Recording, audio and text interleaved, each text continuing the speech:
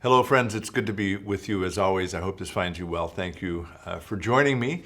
In the last couple of weeks, I've had a couple of encounters that prompted me to offer a reflection that I want to share with you today.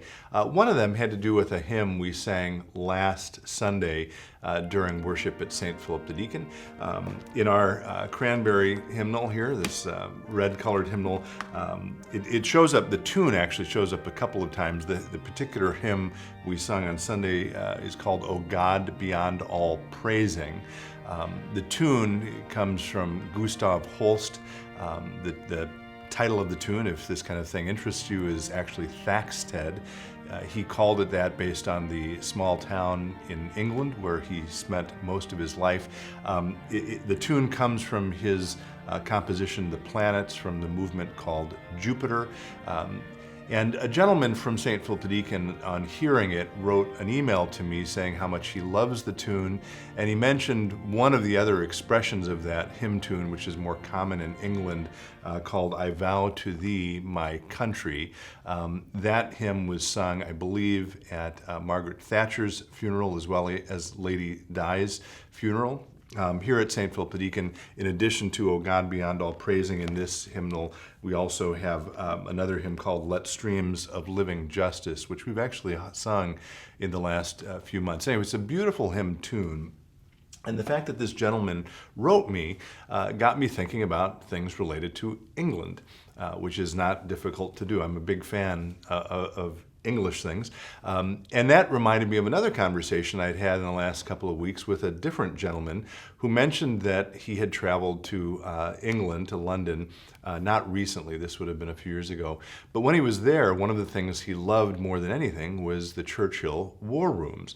And a dear friend of mine actually had traveled to London a while ago as well and sent me back a book about those war rooms, which of course were pivotal in the victory in World War II. I've not myself had a chance to travel there. I hope someday to be able to visit it. In the meantime, this photographic journey through the war rooms is a really beautiful introduction to them.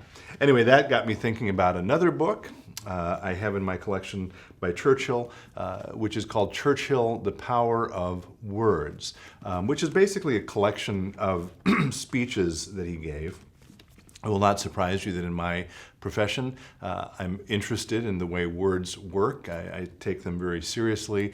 And I'm a big fan of Churchill and his leadership, obviously particularly during World War II. And when I was reading this book a while ago, in it is a memo, that the entire memo is actually replicated, dated July 4th, 1940, which of course was the darkest time of World War II for the British people. And I read the memo and I thought, boy, I really like the thrust of this. I like what it says. I should see if I can find a copy of it. And sure enough, after a little bit of research, I was able to connect to a British bookseller who was able, I don't know if this is too big to show you, but was able to find an original copy of it. I mean, this was something that would have been printed. It wasn't just a handful of them. There were probably thousands of these printed. But they were promulgated by Churchill as the Prime Minister to be sent to his cabinet, to other officials in the government, to the military. The letterhead is 10 Downing Street, Whitehall, which is, of course, the Prime Minister's residence. Again, dated 4th of July, 1940. I won't read the whole thing to you, but among other things, he says this in this memo. The Prime Minister desires to impress upon all persons holding responsible positions in the government, in the fighting services, or in the civil departments, their duty to maintain a spirit of alert and confident energy.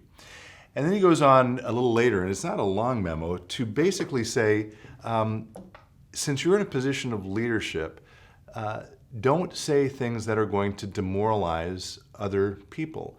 I, Winston Churchill, have hopes that we will be victorious here, but part of the way that's going to happen is in being confident about that victory and expressing that confidence. to others. Now, I don't want to suggest that we're in a time similar to World War II exactly, but I do want to acknowledge that 2020, we've talked about this before, has been a difficult, challenging, anxiety-ridden year. There is no question about that. And I guess what I want to suggest as Christians is that, as Churchill was suggesting to his cabinet and others, we should have hope and trust, knowing how the story ultimately ends. Trust and hope in a loving God who will bring us through this. Now, do not mishear me. I am not saying for a moment that as Christians, we don't think that the world is filled with pain and difficulty and challenge. I think Christians of all people are actually more realistic about that fact, and we meet those challenges head on. But we know how the story is going to end. And so I want to encourage all of us as Christians to have faith and trust and hope in a brighter tomorrow, not only for ourselves, but so that we can communicate that hope to others around us. I'm grateful for your time as always, and I hope this finds you well. Stay in touch, and God bless.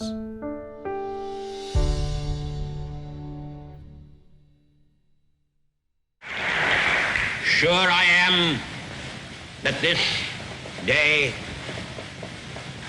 now, we are the masters of our fate, that the task which has been set us is not above our strength,